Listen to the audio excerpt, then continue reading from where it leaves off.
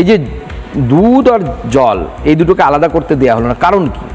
মমতা বন্দ্যোপাধ্যায়ের প্রথম থেকেই লক্ষ্য হচ্ছে যোগ্য যারা, অর্থাৎ যারা পরীক্ষা দিয়ে চাকরি পেয়েছে তাদেরকে বাঁচানো নয়। তাদের একটাই লক্ষ্য, মমতা বন্দ্যোপাধ্যায় এবং তার পুরো দলবলের একটাই লক্ষ্য, যে অযোগ্যদের যেন চাকরি না যায়। সেটা করতে গিয়ে যোগ্যদেরকে বাদ দিতে হবে, প্যানেল পুরো ক্যান্সেল করে দিতে হবে, মিশিয়ে দাও, গুলিয়ে দাও ব্যাপারটা, যাতে কোনোভাবে আলাদা করা না যায়। এবং এই চক্রান্ত প্রথম থেকে চলেছে। চক্রান্তের একটাই উদ্দেশ্য, অযোগ্য যারা টাকা দিয়ে চাকরি পেয়েছে তারা যেন তেন প্রকারেণ তারা তাদের চাকরিটা যেন বাঁচানো যায়, না হলে তারা গিয়ে ধরবে। আসলে তো সুকান্ত একটাই কথা, যে যত দ্রুত সম্ভব যত বেশি টাকা লুটেপুটে নেওয়া যায়।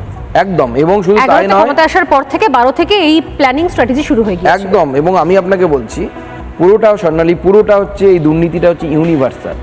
শুধু শিক্ষা জগৎ না, শিক্ষা, বিএলআরওতে এলআর নিয়োগ হয়েছে, তাতে দুর্নীতি হয়েছে। রিসেন্টলি আরও কিছু লোকের চাকরি যেতে পারে সেই জায়গায়, আইসিডিএস এর সুপারভাইজার।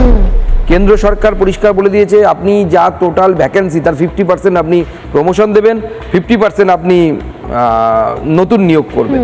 এরা 50%-এর বেশি নতুন নিয়োগ করে দিয়েছে।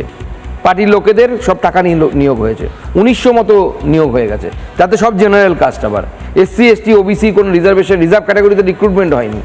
ভয়ঙ্কর পরিস্থিতির দিকে যাচ্ছে এরা।